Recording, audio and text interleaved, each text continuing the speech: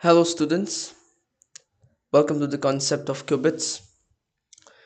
So in this video we're going to talk about how qubits are formed, what are qubits, how they are useful in quantum computers, and how they behave like two existing states of a particle at a particular time.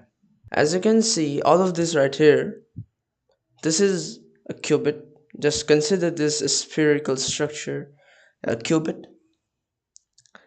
This is the logical representation of a qubit in quantum computer.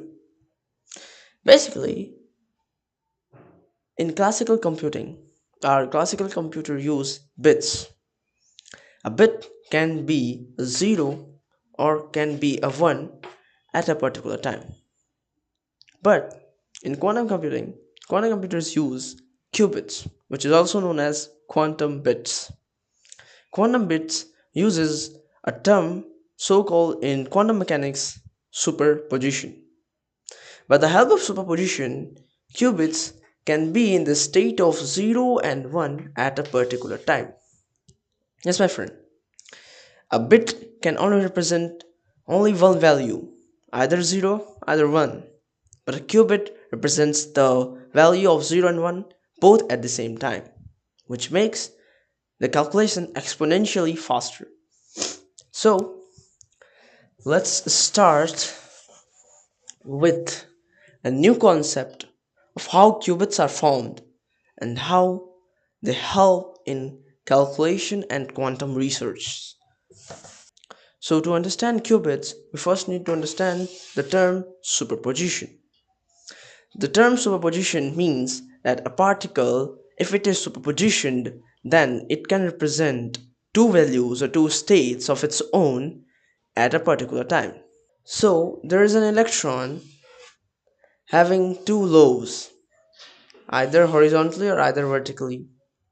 The upper lobe is denoted as 1 and the second lobe is denoted as 2. And the upper one contains the value of 0 and the lower half contain the value of 1.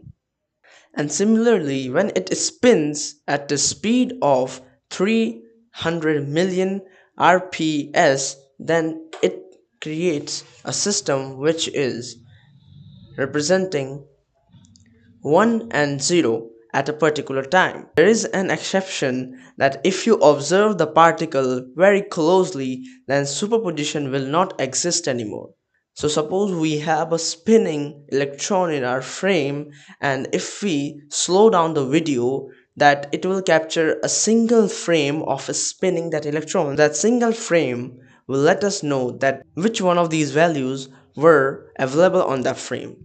So this proves that superposition will never exist if you observe the particle. So let us consider a maze. A maze full of obstacles, and if we want two computers, a classical computer and a quantum computer, to investigate the right path to escape the maze, then the classical computer will send its bit from away.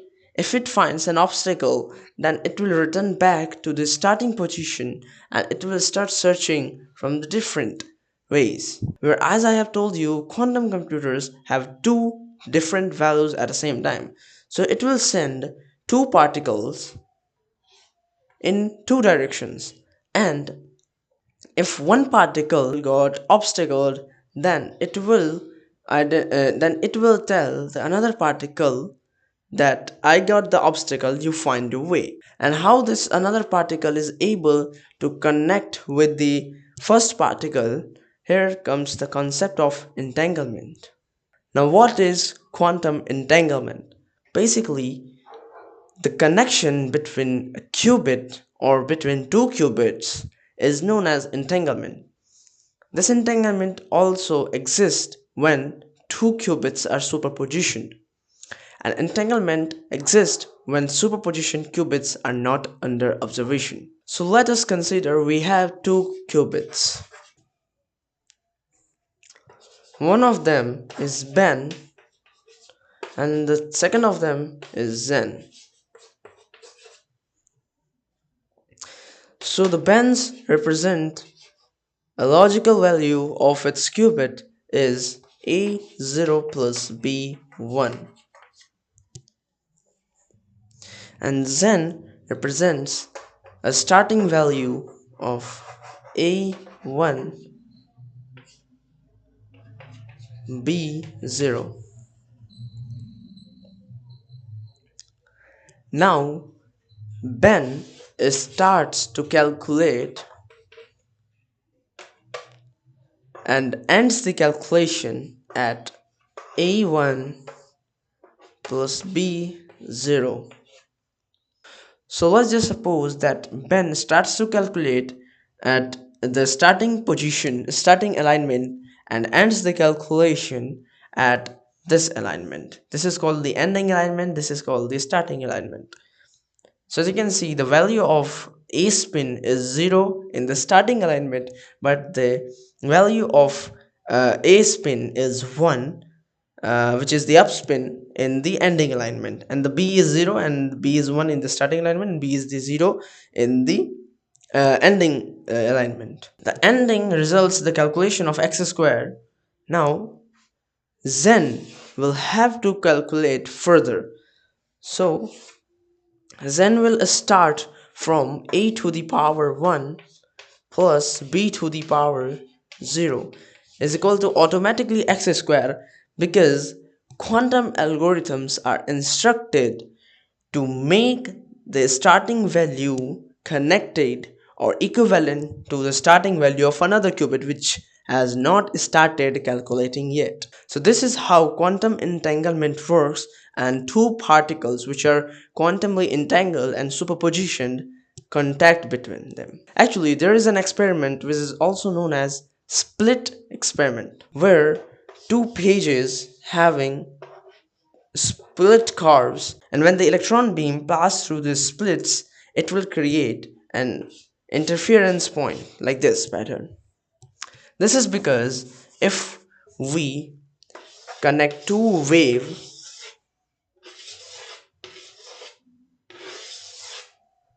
it will create an intersection point.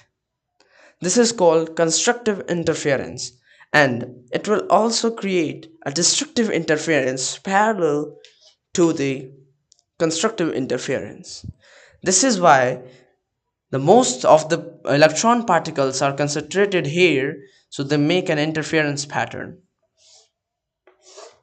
And that's why there are not particles, they are waves. They flow in the between the mazes, and if they find that there is an obstacle, it will directly tell the another portion of constructive interference that there is an obstacle, you can continue calculating on the point, because the value of this particle or maybe this interference will already automatically get into this qubit, and it will start calculating from that position where it ended its calculation. Now let's get back to a similar concept, because this is so messed up, so let me clean it and make it more easy for you to understand. So here, as you can see, that we have a comparison between classical computer and a quantum computer.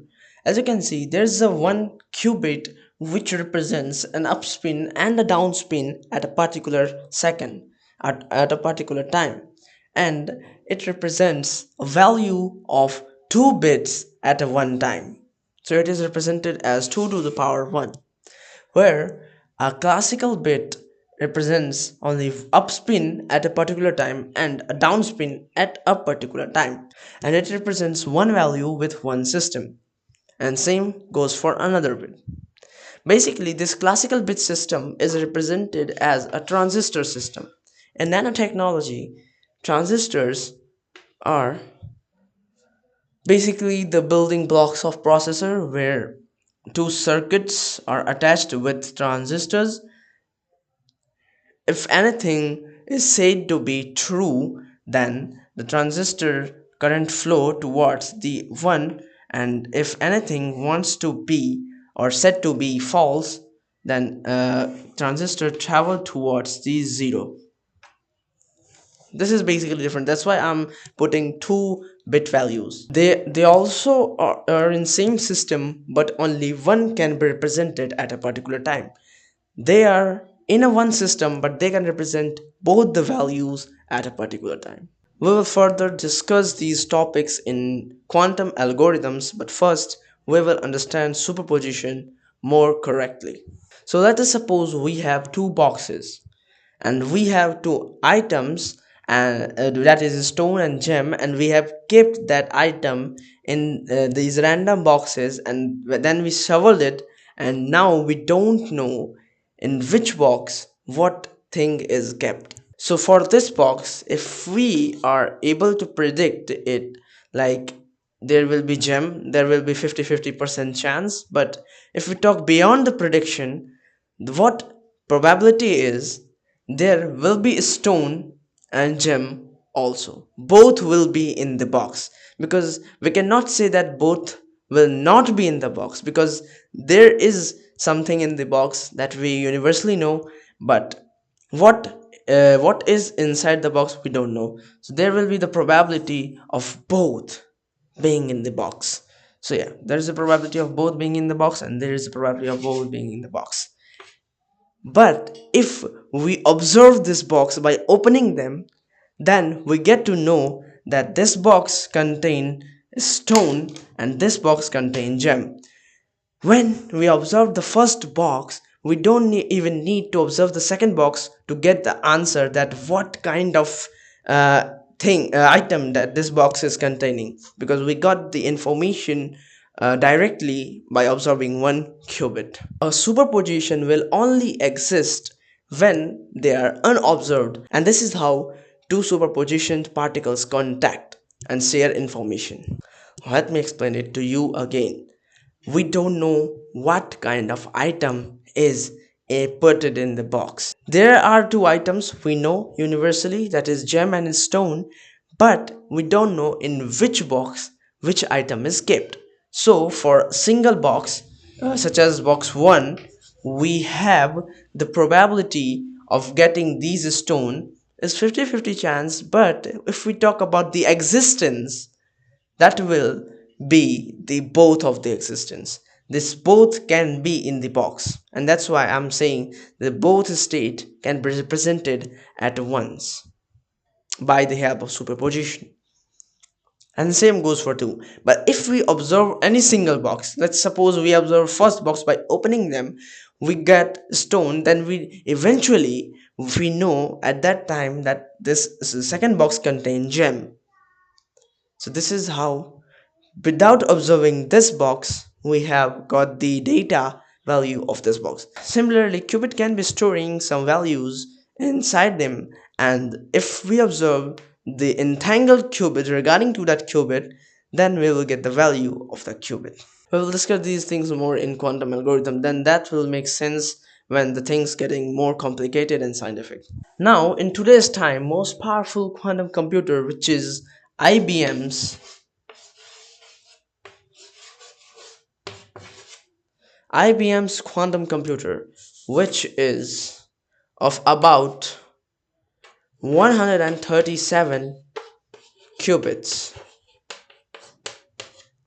And as I said earlier, 1 qubit is equals to the power of 2 to the 1, because a single qubit represents two values. Here are 137 qubits, means 137 power 2 to the power 137 qubits. Now if you calculate the value of this number, it is something huge. And you know what, a quantum IBM's quantum computer can perform this amount of calculation per second. To the power 137 operations per second is the speed of IBM's quantum computer. Now this is how qubits helps quantum computing to exponentially increase the calculation speed. And as I have told you, the entanglement, I have proved that entanglement, mathematically, and I have also proved that entanglement and superposition experimentally to make you understand it well. Thank you so much for watching this video. Stay tuned for quantum algorithm video because that will make sense a lot for you. These all were the basics. In quantum algorithms we will discuss about different possibilities. Thank you so much for watching. Stay tuned, stay hard, and keep studying well.